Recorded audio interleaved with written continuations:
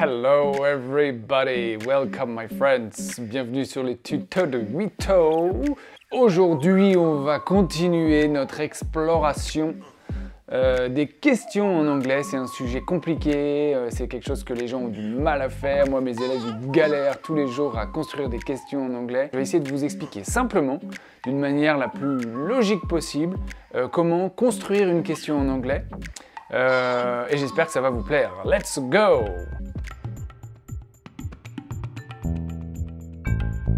Alors, le premier conseil que je vais vous donner, et je parle d'expérience, à mon avis, pour bien construire une question en anglais, il faut d'abord bien observer la réponse à cette question. Deuxième conseil, je vais vous donner une formule, une petite formule qu'il va falloir retenir. Cette formule, je vais l'inscrire ici, là, quelque part sur le haut de la vidéo. Et cette formule, vous allez la suivre, d'accord? C'est une formule qu'il faut suivre. Elle va vous indiquer les différentes étapes pour construire la question. Alors, pour former la plupart des questions en anglais, il va falloir suivre la formule suivante. Vous allez commencer par le WH. Alors, tout de suite, le WH, j'ai fait un épisode là-dessus la semaine dernière, je vous le mets en lien. Allez voir cet épisode d'abord, si vous ne l'avez pas vu, ça va quand même bien vous aider. Donc, on commence par le WH. Ensuite, on va choisir un auxiliaire, soit do, does, si on est à la troisième personne du singulier au présent, do, does, ou did, d'accord? Do, does ou did. Ensuite, on va mettre le sujet, le verbe, toujours à l'infinitif, d'accord? Pas en ing, pas en ed, toujours à l'infinitif. Et ensuite, on a un petit complément, mais qui n'est pas obligatoire. De la même manière que vous avez vu que le WH, je l'ai mis entre parenthèses, le complément, c'est pareil, vous allez voir, on n'est pas obligé d'en mettre un. D'accord? Alors, cette formule, elle peut paraître un peu compliquée comme ça, mais vous allez voir, on va l'appliquer et ça marche vraiment bien. Alors, voilà, ce qu'on va faire, c'est que je vais commencer par vous donner 5 réponses. D'accord? Et on va observer les 5 réponses. Et de là, on va réussir à construire les questions correspondantes grâce à la formule que je viens de vous donner. Alors, regardez ces 5 réponses. Qu'est-ce qu'on observe? Qu'est-ce qu'elles ont comme point commun? Toutes ces réponses, c'est qu'elles ont toutes un verbe lexical, un verbe, d'accord? Donc là, dans nos 5 réponses, on observe qu'on a à chaque fois un verbe, d'accord? Un verbe normal. On a le verbe live, on a le verbe like. Le truc à savoir, c'est que quand on a un verbe dans la réponse, un verbe normal, j'ai envie de dire, vous allez appliquer la formule que je vous ai donnée, d'accord? Alors on y va. I live in Paris. Donc, on va commencer par le WH. On va choisir where, ok? Où est-ce que tu habites? Where. Ensuite, on choisit do, does ou did. Ici, ça va être do. Where, do. Le I va se transformer en you. Where do you? Donc, on a fait le WH, on a mis le do, on a mis le sujet you. Et on va mettre le verbe live. Where do you live? He likes pizza. Il aime les pizzas. On va poser la question, qu'est-ce qu'il aime? Donc, quoi ou qu'est-ce? Pour poser une question sur une chose ou un objet, c'est what? What? Ensuite, la deuxième catégorie, si on suit toujours notre ordre, what? Alors, est-ce qu'on va mettre do, does ou did? Ici, il faut toujours regarder le temps du verbe dans la réponse. He likes pizza. On voit bien qu'il y a le S, donc on est à la troisième personne du singulier au présent. He likes. Du coup, qu'est-ce qu'on va choisir? Do, does ou did? La réponse, elle est claire, c'est does. Donc, what does? Le sujet, donc on est dans la troisième catégorie. Le sujet, c'est he. Regardez le sujet. What does he? Et je vous ai dit, la quatrième catégorie, c'est le verbe. Et le verbe toujours à l'infinitif. Donc, on ne met pas de terminaison, like. What does he like? Maintenant, regardez la troisième réponse. Yes!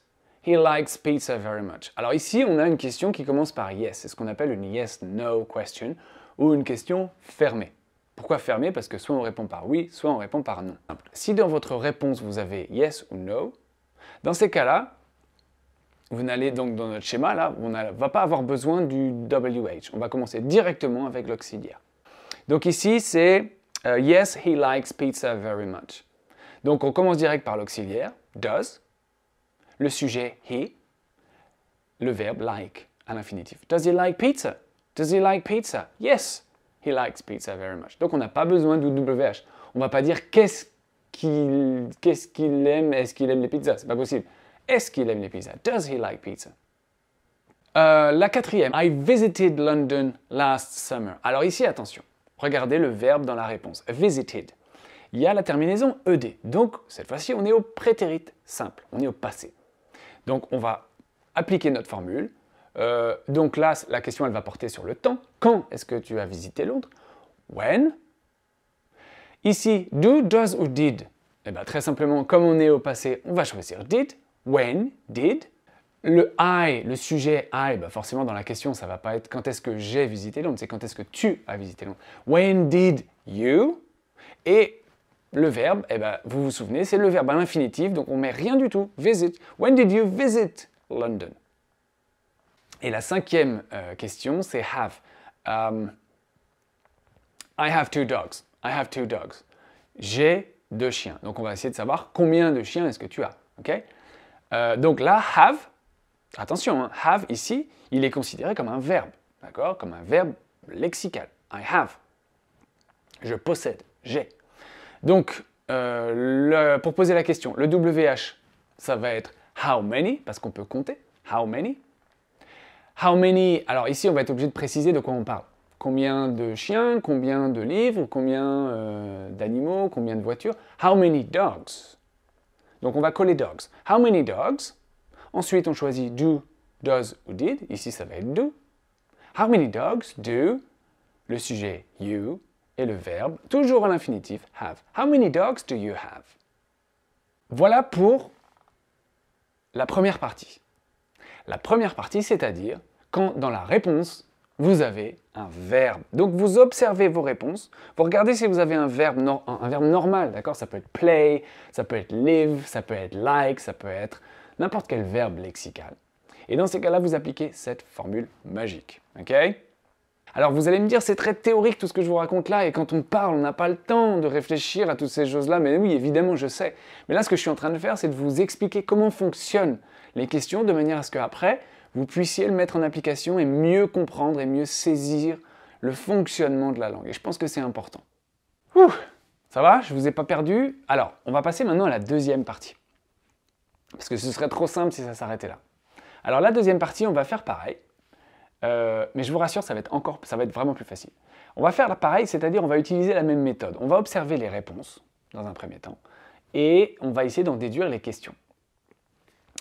Ici, je vous ai préparé une série de réponses que vous allez observer, et vous allez me dire ce qu'elles ont en commun, toutes ces réponses. Sachant que dans la première partie de la vidéo, le point commun, c'était qu'il y avait des verbes, d'accord, dans les réponses. Alors on regarde. She is my sister. They are going to work. Yes, I was sleeping. Yes, I have washed the car. I have got two dogs. She has been playing the piano for 10 years. She can speak English and Italian. I will send you the email tomorrow. You must take the central line. And yes, you should speak to your dad. Alors ici, si on observe toutes ces réponses, qu'est-ce qu'elles ont en commun? Il y en a qui ont trouvé. Eh bien, simplement, regardez, elles ont toutes, cette fois-ci, non pas un verbe, mais un auxiliaire.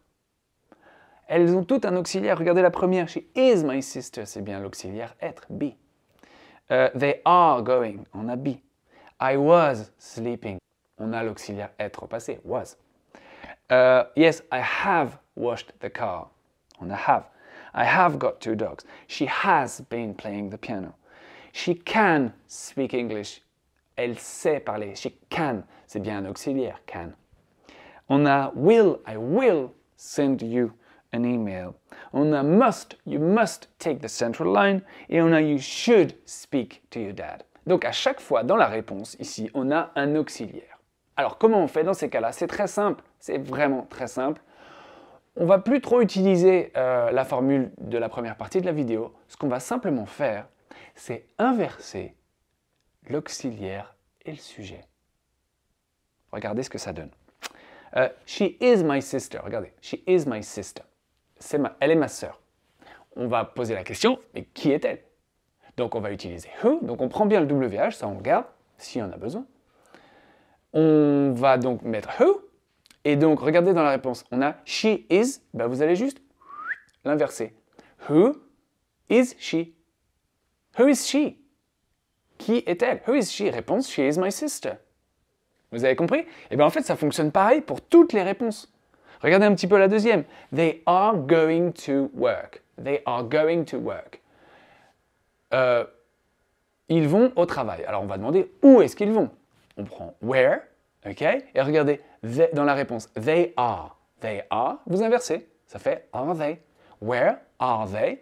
Et tout le reste de la réponse, vous le mettez tel quel. Where are they going to? Alors on ne va pas mettre work parce que sinon on répond à la question dans la question. On ne va pas dire where are they going to work? Where are they going to? Où est-ce qu'ils vont? Réponse, they are going to work. Vous voulez qu'on continue? Yes, I was sleeping. I was sleeping. Alors ici, on a yes. Vous vous souvenez, quand on a yes ou no dans les questions fermées, on n'a pas besoin de WH. On commence direct à faire la question. Donc, yes, I was sleeping. J'étais en train de dormir. I was sleeping. On inverse. Alors forcément, le I devient you. Donc ça va donner were you? Et après, on continue avec le reste de la question. Were you sleeping? Were you sleeping? Yes, I was sleeping. Est-ce que tu étais en train de dormir? Oui, j'étais en train de dormir. Yes, I was sleeping. Yes, I have washed the car. I have washed. On observe bien qu'il y a have, donc on va inverser. Il y a yes, pas besoin de WH. I have washed, ça va devenir, donc I have va devenir, si on inverse, have you. Have you washed? Et donc la fin de la question, on la garde. Have you washed the car? I have got 2 dogs. Alors là, c'est amusant parce que tout à l'heure, dans la première partie de la vidéo, on avait have en tant que verbe. Là, on a vraiment have en tant qu'auxiliaire. Donc du coup, comme il est auxiliaire ici, on va inverser. I have got 2 dogs. Ça va devenir how many, parce qu'on cherche à savoir combien. How many dogs? Et du coup, le I have va devenir have you. How many dogs have you got? How many dogs have you got? She has been playing the piano for 10 years. Phrase à rallonge qui a l'air compliquée comme ça, mais regardez, vous avez has, vous avez she has been. Vous prenez le she et le has et vous inversez. Ça fait has she. OK? Donc en WH, on va mettre how long. How long has she, et tout le reste de la question reste pareil. How long has she been playing the piano? How long has she been playing the piano? She can speak English and Italian. Elle sait parler, donc on a can. On a she can, ça va devenir can she. Donc, what language, or what languages can she speak? I will send you the email tomorrow. Je t'enverrai cet email demain.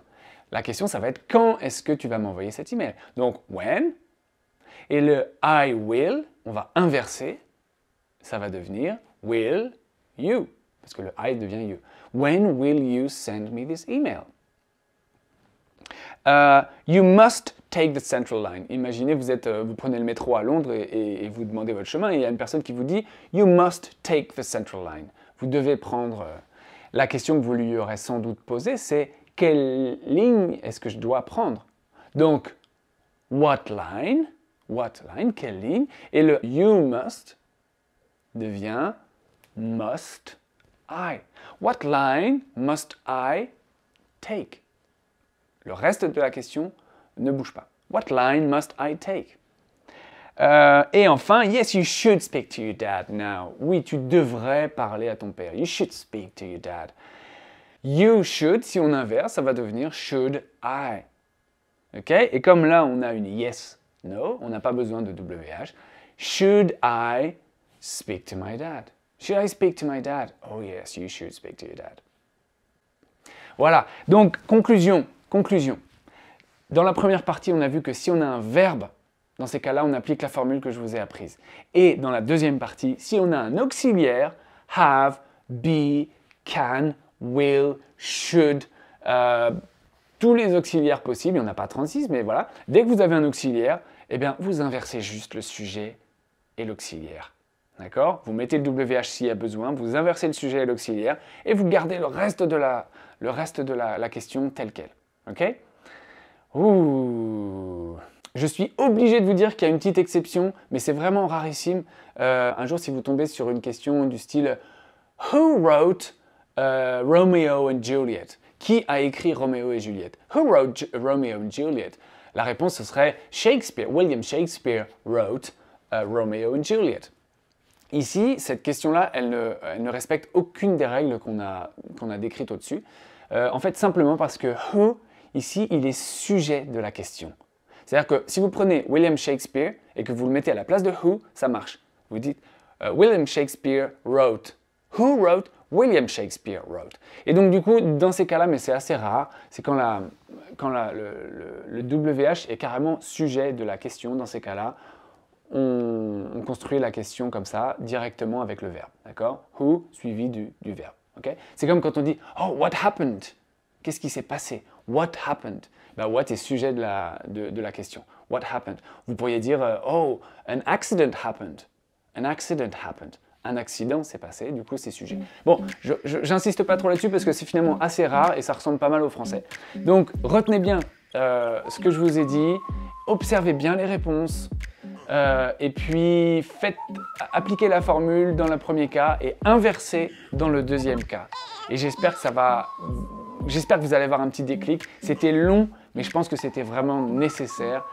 Maintenant, le tout, c'est de poser le maximum de questions. Trompez-vous, faites plein d'erreurs, et jusqu'à ce que finalement ça vienne, quoi, d'accord? Ça ne viendra qu'avec la pratique et avec l'usage. Là, je vous ai juste expliqué la théorie, enfin en tout cas ma théorie, parce qu'il y a plein de gens qui doivent expliquer différemment les choses. Moi, c'est la structure et c'est la manière dont j'explique le plus simplement la formation des questions en anglais. Merci beaucoup. Thank you so much. On n'oublie pas le petit pouce bleu et on se dit à jeudi prochain. Abonnez-vous évidemment si vous n'êtes pas encore abonné. Ça me ferait super plaisir. Ok, bye bye everybody. See you later.